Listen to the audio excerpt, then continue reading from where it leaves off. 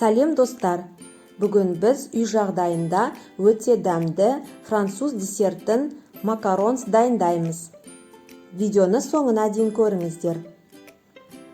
Ол үшін алдыменен 150 грамм миндаль ұнын, яғни бадам ұнын електен өткізіп аламыз. Оған 150 грамм қант ұнтағын, сахарный пудраны да електен өткізіп қосамыз. Араластырамыз. Енді 50 грамм жұмыртқа ағын қосып, қамыр елейміз. Міне осындай тығыз қамыр болады. Сироп дайындаймыз. 150 грамм қантқа 80 грамм су қосамыз. Сиробымызды қайнатамыз 118 градус болғанша. Сироп 107 градусқа жеткенде 50 грамм жұмыртқа ағын блендерменен араластырамыз 2 есе ұлғайғанша, видеода көрсетілгендей. Сиробымыз 118 градусқа жетті. Енді осы сиропты жұмыртқа ағына қосамыз, ақырындап, бірден қосып жібермейміз. Миксердің көмегіменен араластырамыз. Меренга болады. Меренгамыз суығанша миксердің көмегімен араластырып отырамыз. Меренганың дайын болғанын, кішкене меренганы алып, қолымызбенен осылай бір-біріне біріктірген кезде, птичий клюв дейді, құстың тұмсығы сияқты бір-бірінен ажыратқанда солай қатып тұру керек. Бұл деген сөз меренгамыз дайын. Енді осы меренганы алып, миндаль қамырына қосамыз, ақырындап араластырамыз. Сәл қиындау болады, себебі қамырымыз өте тығыз. Біраз араластырған соң біркелкі масса болады. Араларында миндальдың түйіршіктері қамырдың қалып кетпеу керек, біркелкі масса болу керек. Жылтыр, жақсылап араластырамыз.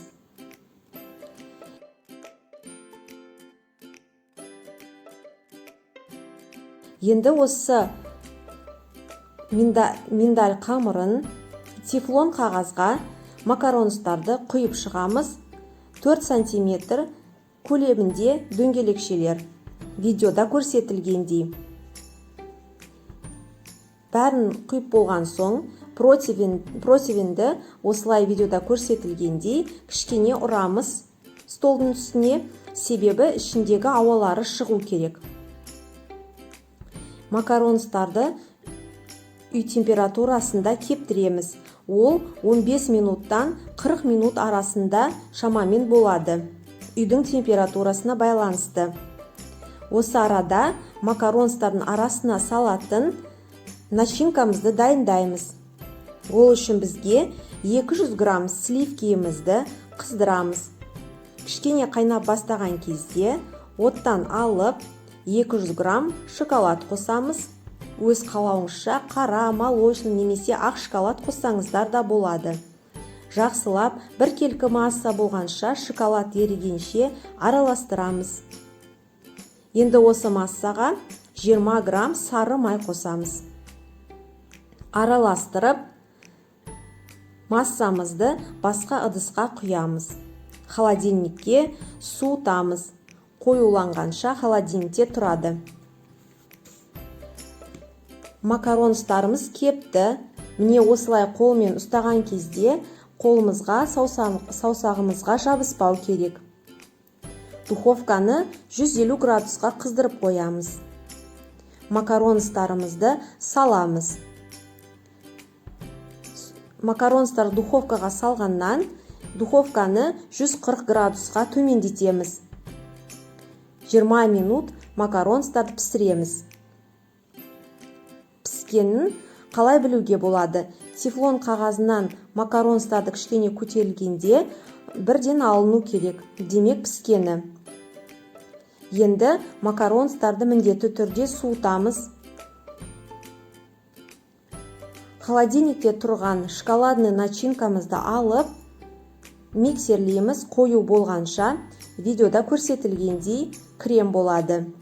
Енді макаронстарымызды жинаймыз. Ортасын креммен толтырып, екінші жартысыменен біріктіреміз. Видеода көрсетілгендей. Енді макаронстарды бірден жеуге болмайды. Контейнерге салып, кемінде 3-4 сағатқа холодильникке қоямыз. Бір түнге қойсаңыздар өте жақсы болады. Кремі сіңіп, іші жұмсақ, сырты қытырлақ болады. Міне түніменен менде холодильникте тұрды макаронстар.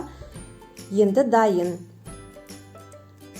Өте дәмді, үй жағдайында дайындалған макаронстарымыз дайын. Міндетті түрде жасап көріңіздер. Кеңес беремін.